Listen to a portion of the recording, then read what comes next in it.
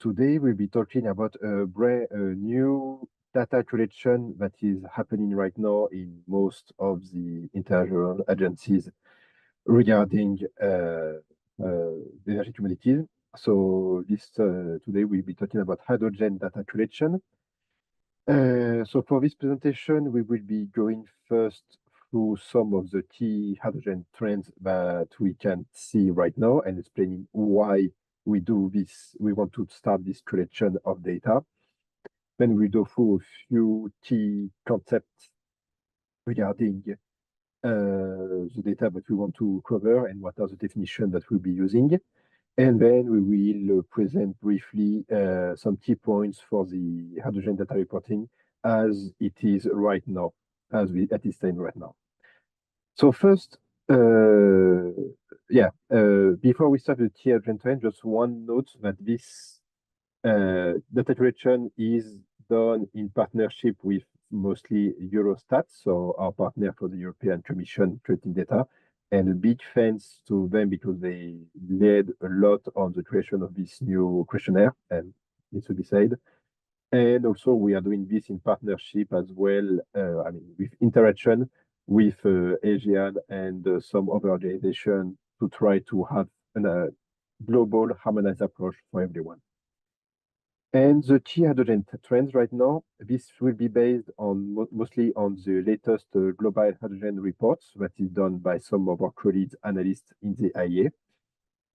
So what did they point out for the latest edition that was released less than a month ago? And it's available online for free. So I invite you all, if you're interested in hydrogen in capacity of form, please do check this report. It's really instructive and they have a lot of very interesting information on the current state of the industry in there.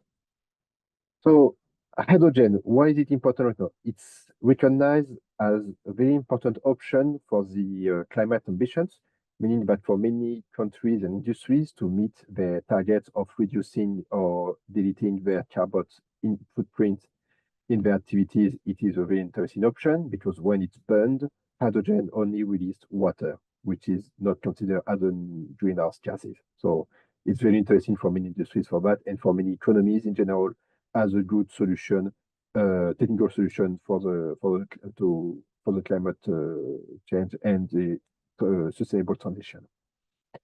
Currently, as of 2025, there are more than 200 committed investments for low emission hydrogen projects.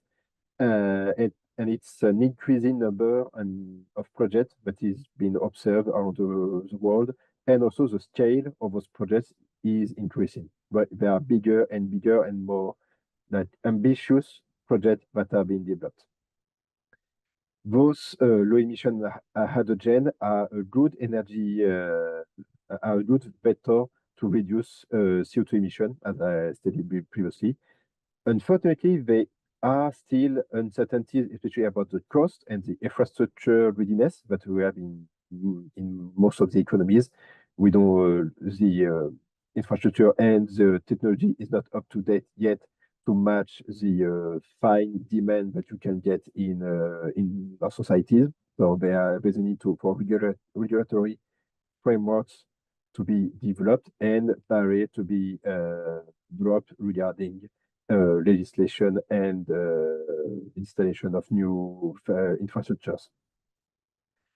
From all of this, rise the need to develop a common methodology to collect all the data we could for those emerging technologies and new trends in energy commodities, but we were not properly monitoring yet. So hence this new joint Eurostat and IEA annual questionnaire that is now available on our website if you want to have a look at it right now. So right now we start with what is the status of demand of hydrogen? Like what is its use right now in the world? Sorry, apologies for that. So hydrogen for now is mostly used for what we could say traditional or typical industrial needs, meaning that it's mostly used in heavy industry and in refinery for almost 98% of its global usage. And although this is still a traditional uses for hydrogen, the demand kept on growing in the last years despite the COVID lockdowns and all of those crises that we have known in the recent years. And we reached more than 100 megatons of hydrogen demand in 2024. So the demand is increasing, but unfortunately, the low emission part, or so the low emission hydrogen demand, low emission hydrogen production, sorry, only met 1% of this demand. So the demand is still concentrated in traditional application, and those applications do not follow the greener or capturing the CO2.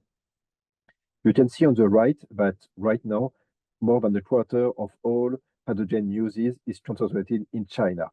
And then the rest goes to North America, Middle East, India, Europe. So basically the countries and groups where you have big petrochemical infrastructure, which is linked to hydrogen demand. If we focus on the overall demand in industry, you can see on the left that for now, most of the demand is for on-site consumption. So directly in the site where the hydrogen was produced, you have the consumption of directly of this hydrogen. And it's mostly done without carbon capture and utility system, meaning that it's not a clean process. It's still emitting a lot of greenhouse gases. For some of those are really intense carbon gases. So we are not yet there at all in terms of greenness of the process. And so mostly consumed by industries on site, and for the biggest part is for the production of ammonia and methanol, which would be used then in petrochemical sector, for example. You have also a direct use of hydrogen in steel, which is used for specific chemical reaction in the iron and steel production. And again, if we look at the demand in industry by region, we can see that more than a quarter of it is met by China, and then for another third of the demand goes to most of the big petrochemical economies. And if we focus on the other big player in hydrogen demand, which is refining, again, we see the same schematics appearing, meaning that we have a big demand in North America, China, and Europe, and also Middle East for the petrochemical and refining countries. And then most of the consumption is done on site and without carbon capture systems. Now, if we look, now we have discussed most of the demand that there is right now for hydrogen. If we look at the production, as we stated before, most of the demand is met by on-site production. So this is what you can see on the left, and without carbon captures. Another part of so all of those production will be coming from chemical reaction, starting from fossil fuel mostly, and producing hydrogen from it. There is another way to produce hydrogen, which is using electricity in electrolyzers. To really simplify the process here, you have one anode and a cathode in one that you put in a water tank, and you separate it by a filtration membrane, and letting the electricity current flow, you can get hydrogen produced. I'm very simplifying the process here. It's far more complex than that, but just to explain that this is one of the technology that is being developed right now in many economies. And this is a good way to actually produce hydrogen without carbon emissions. So production, as we stated before, mostly coming from on-site industrial processes, a very small amount from electrolysis. And again, if you look at it by region, you see that a quarter of it comes from China and the rest from Middle East, North America, and India. So again, the big petrochemical economies. But as I was stating, there's another way to produce hydrogen using the electrolyzers. And for them, you can see that there is a big boom coming in 2025 for the installation of electrolyzers, which is mostly led by China, who is really taking the lead as one of the biggest electrolyzer producer in the world right now. So they started recently big plants that are actually starting to produce hydrogen at a very impressive rate. And you have also increase in if a project reaching FID state, meaning final investment decision. So meaning that those projects will be soon start their construction phase. So all this really show that this is accelerating the use of the production and demand of hydrogen is increasing, and we will see more and more of those products, energy commodity, used in the coming years. Although all of this is increasing at an impressive rate, it's still far from meeting the public objectives from most of the economies in terms of reducing the carbon footprints of their industries. So there is still a need for more investment and more development in those regions. Now, some key concepts regarding the definition that we will be using. So when we talk about hydrogen, we focus here mostly on the chemical definition of the products, meaning that we are talking about H2, a gas that is odorless, that is not toxic, but highly combustible.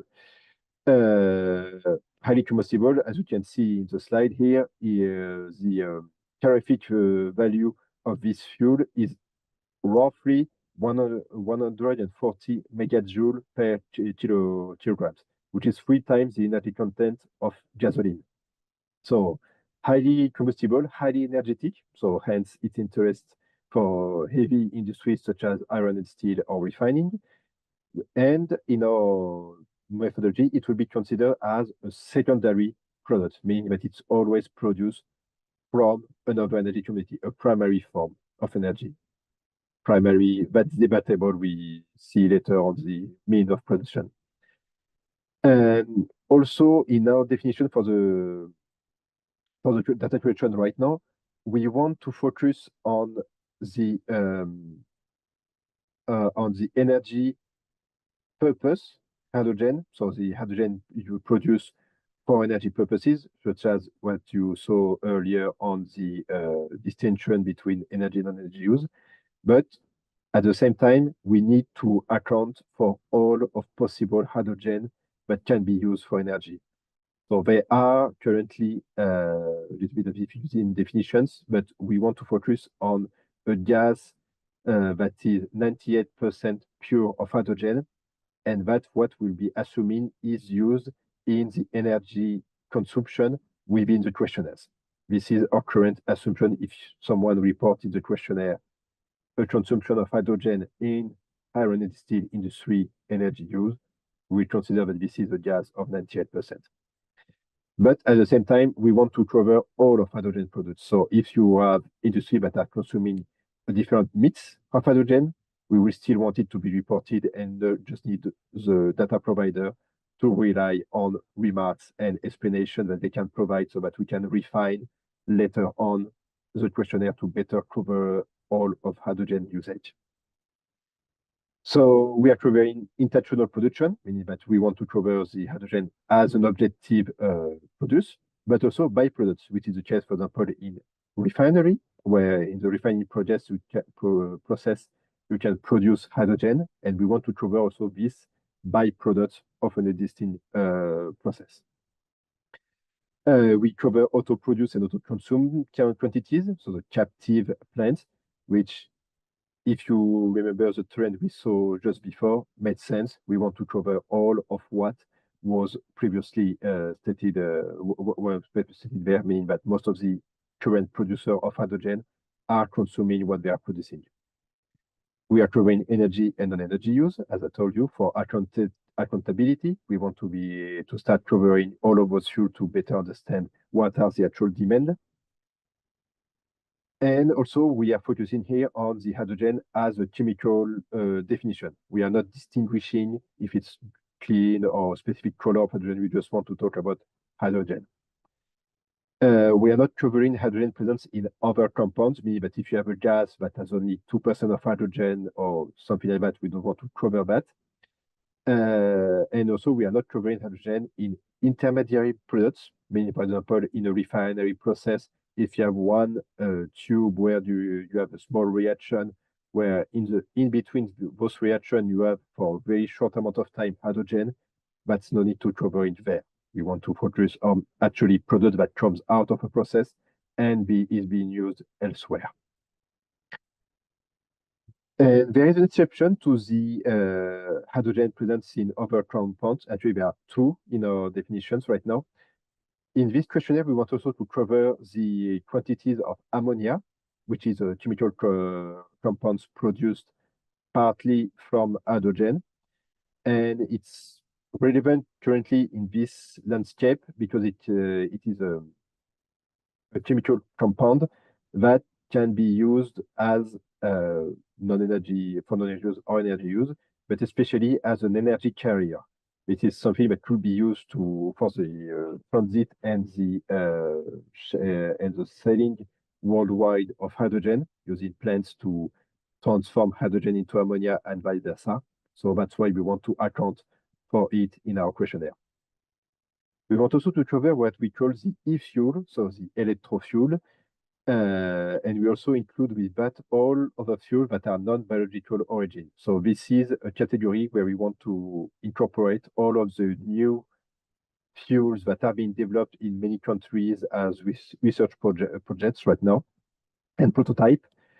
Most of the time, the idea of those fuels is to use molecules of hydrogen and molecules of CO2 or carbon monoxide as well, and using a process to combine those two and produce a carbon chain that can be used as a fuel for energy purposes. So that's what we want to cover with those in those products. The definition of the product we wanted to cover for this questionnaire is following what is currently happening in CH. So you remember the international recommendation regarding the energy commodities qualification. So we are trying to follow up with them and the latest version so that we are up to date with the latest definition. And we're also trying to match what is being asked by most of the analysts that we can contact to provide interesting data for all of them. Now, in terms of structure of the data we want to collect, this is a kind of a typical structure that you will see for most of the main energy commodity categories that you will see during the week, meaning that you have a part that is concerning supply, with the production, the trade, the bunkering, and the stock changes, and a part for demand. And the two main parts are separated by the statistical difference. The demand part will be very close to what you will see in all questionnaire, for example, with the exception of a real distinction that we do between energy use and non-energy use, given the nature of the commodity that we want to collect with this questionnaire, and also the presence of transformation flows that can happen between hydrogen, ammonia, and hydrogen and e-fuels, of course. Regarding the nature of production we want to cover, we will not read all the chemical process you can see here, but they are all detailed and explained in the documentation that we have online, with as well as the Excel templates that you can download if you want to check this questionnaire and see what data we want to collect. The key thing here is to remember that we want to cover production coming from other fuels, not only fossil fuels, but mostly fossil fuels. And so this is coming from natural gas, crude oil and petroleum products, coal, so solid fuels, renewables, and non-renewable waste. And for all of those categories, we also distinguish if this production is done with or without carbon captures and storage. So CCS or CCUS, uh, depending on the termination you are using. So we want to cover those two main categories of production. And also, there is another way of producing, which is electrolysis. So basically coming from electricity into hydrogen. Here we want to distinguish, if possible, the origin of electricity. If it's coming from the grid, so the national share of electricity producer that you have in your country, or if it's a direct line directly connected to an electricity generation. Because for most of people and most of industries, the interest in producing what some call green hydrogen or clean hydrogen is to connect a solar plant or wind farm to an electrolyzer to produce hydrogen. This way you can store the output of electricity and make it available for when the need actually raised there. Then we also try to cover the production of ammonia and e-fuel. So currently, ammonia, 80% of worldwide production comes from natural gas, and the rest will be actually other chemical process coming from oil products. So we try to cover all of them here, even if it's for non-energy purposes, just for accountability, and also because we have in mind that for most of data providers, they produce ammonia. They do not know if this ammonia will be used for fertilizers or for extraction of hydrogen for energy purposes. So we want to cover all of it so that we can at least account for it and have a better view of what's happening in the world right now.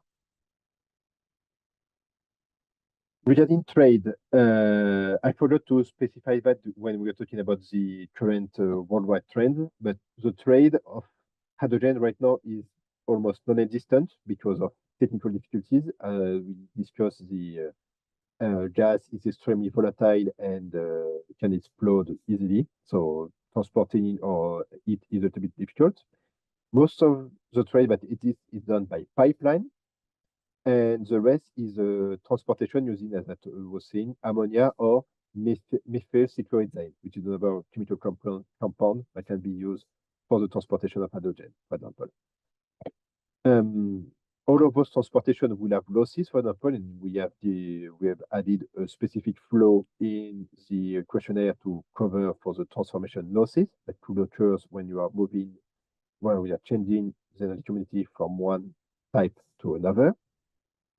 And if there are specific trade and exchange that are happening in your economies, please don't hesitate to inform us using the remarks because, as I told you, this is a very emerging field with a lot of technologies being developed a little bit everywhere. So we need to have the information also from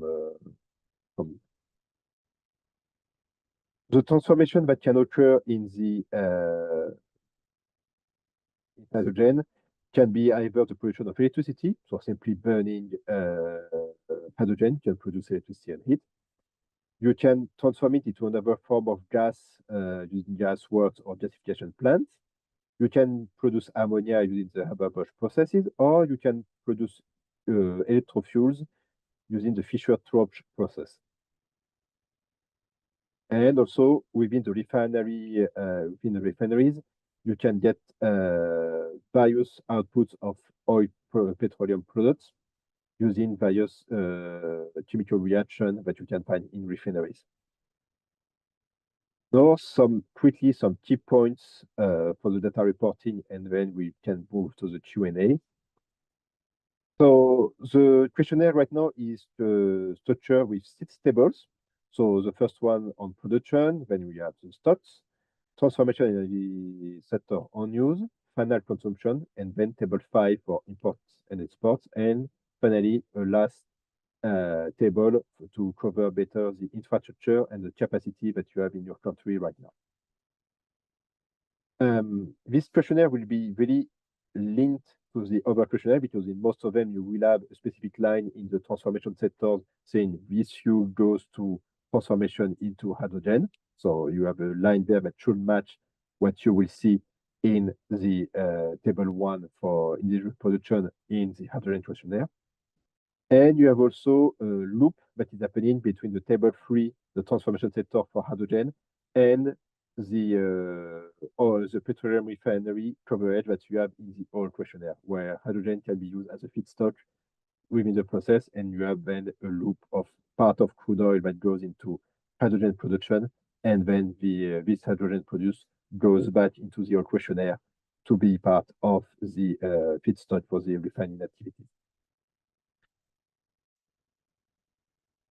This is an extract from the Excel tables. So you can see, as I was saying you on the first lines, that you have the production from other fuels with or without CCS, and also the production from electricity with the precision on the origin of the electricity or on the electric connection that you have.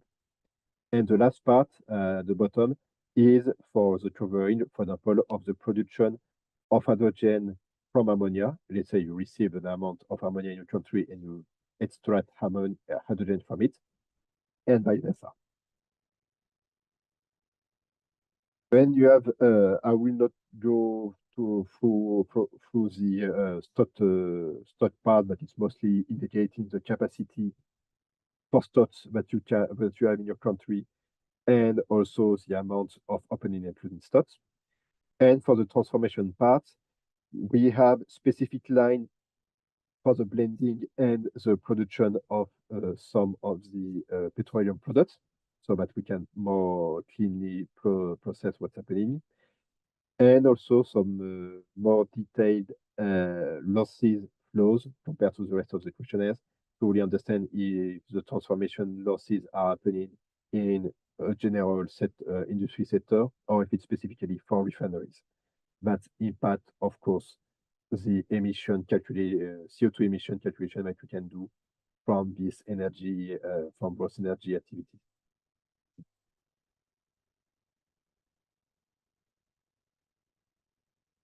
The final consumption, as I was telling you, is mostly the same as what you will see elsewhere. It's just that we are covering better here if it's for energy use or non-energy use, so that we have a better view on what's happening. And yeah, so some example you can see at the bottom here. Energy use of hydrogen will be, for example, if we are using it in cars or vehicles with cells, or for heating in a residential area. And the non-energy use will be, for the example I was giving you before, the use of hydrogen in iron and steel for direct reduction of iron, which is part of the iron and steel production. With that, we reach the end of the presentation. So now we can jump to some of Q&A. Just as I was saying, we have most of the documentation and an example of the hydrogen available online. So if you want to have a look, please do, and don't hesitate to reach out to us if you have questions regarding this. Thank you.